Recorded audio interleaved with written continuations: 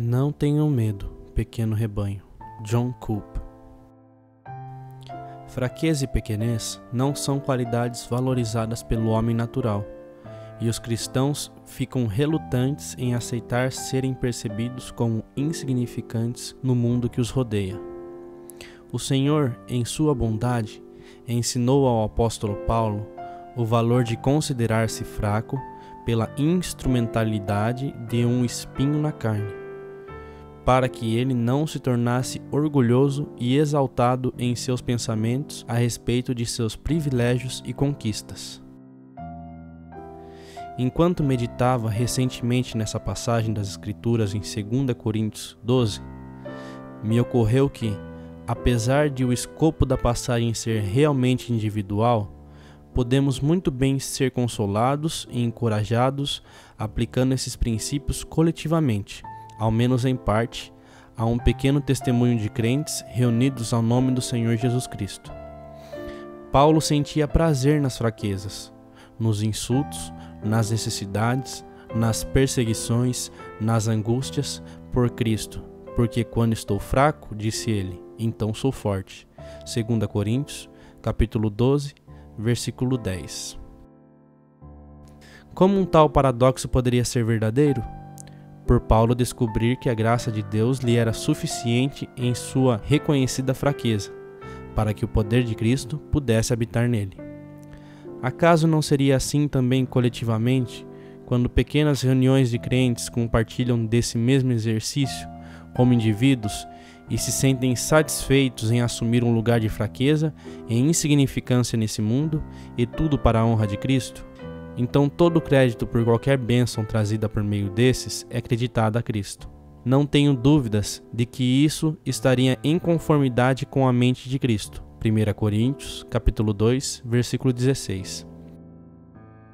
Isso não quer dizer que a fraqueza nas assembleias cristãs nunca seja culpa do mundanismo e do abandono do primeiro amor. Apocalipse, capítulo 2, versículo 4.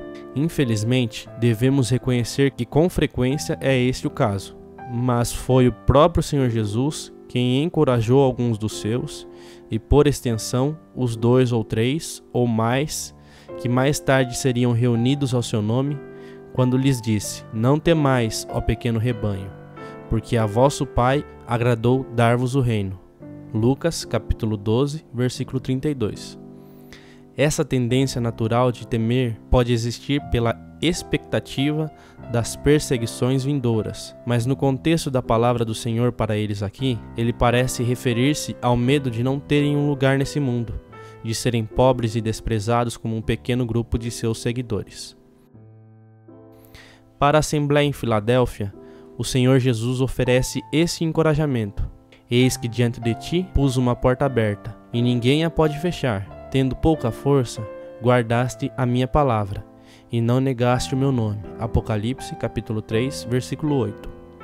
Essa certeza é notável na medida em que Jesus os convida a serem encorajados pelo bendito fato de que ele agirá por eles e pela própria glória que pertence a ele, abrindo as portas que eles foram incapazes de abrir, e em virtude de a pequenez do poder deles, estar associada à devoção que eles têm por sua palavra e seu nome.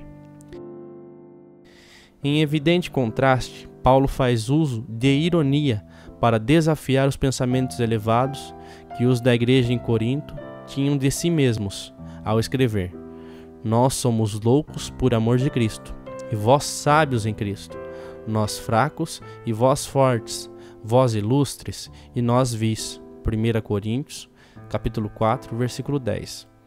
O fato de poucos versos depois ele falar deles como estando ensoberbecidos, 1 Coríntios, capítulo 5, versículo 2, também indica que a Assembleia em Corinto havia desde cedo dispensado o espírito de dependência no Senhor. Espírito esse que vem justamente por se considerar fraco e sem importância no mundo. Durante toda a era da igreja, começando não muito tempo depois de ela ter sido estabelecida em poder no início dessa dispensação, foram os santos pobres, desprezados e fracos que tiveram a aprovação do Senhor por causa de sua dependência dele. Temos a certeza disso primeiro pela pessoa e testemunho de Paulo, pois no final de seu caminho de serviço, ele foi abandonado por todos ou desprezado pela maioria na profissão cristã. 2 Coríntios, capítulo 10, versículo 10, capítulo 12, versículo 15, 2 Timóteo, capítulo 1, versículo 15, capítulo 4, versículo 10 ao 17. O registro inspirado também nos diz que a igreja em Esmirna, no capítulo 2 de Apocalipse, era pobre, ainda que rica espiritualmente, e a fraqueza e devoção de Filadélfia são mencionadas no capítulo 3 do mesmo livro. A história da igreja testemunha os mesmos princípios de riqueza na pobreza e poder através da fraqueza. Afinal, o cabeça da igreja foi crucificado por fraqueza, vive, contudo, pelo poder de Deus, porque nós também somos fracos nele, mas vivemos com ele pelo poder de Deus em vós. 2 Coríntios, capítulo 13, versículo 4. Os paulicianos do 7º e 8º séculos foram severamente perseguidos e dizimados por procurarem seguir o espírito e a doutrina de Paulo. Os valdenses do final da Idade Média apresentaram um brilhante testemunho de Cristo, em contraste com o cenário de grandes trevas espirituais na massa da profissão cristã. Os primeiros anabatistas do século XVI, embora severamente perseguidos e até certo ponto equivocados, desafiaram o status quo do casamento igreja-estado, que perdurava por mais de 1000 anos, um erro que o movimento protestante, muito maior que o dos anabatistas, nunca entendeu de fato e nem renunciou até os dias de hoje. O movimento do século XIX, conhecido como Irmãos de Plymouth, de muito maior alcance, mas em grande parte impopular, beneficiou-se de uma época relativamente tolerante e também da erudição e fé de muitos que vieram antes, de modo que, na opinião de um erudito evangélico, teve um impacto significativo no cristianismo evangélico, apesar de bastante desproporcional em número.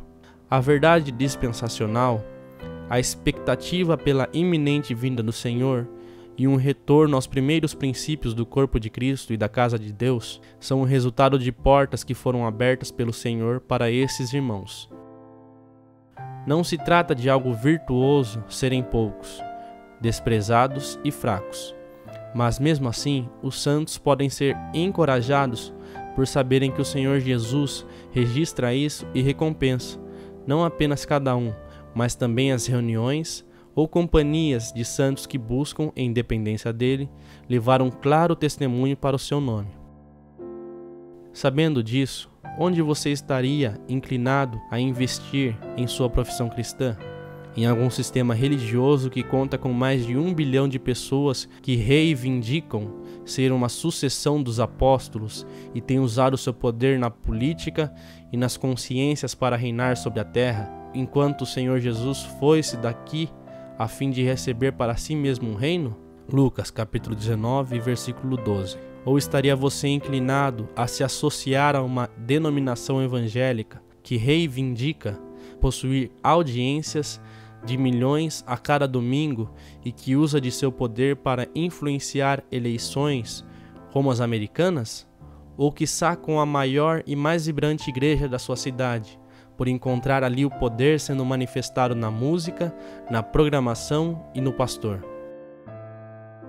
Quem despreza o dia das coisas pequenas? Zacarias capítulo 4, versículo 10.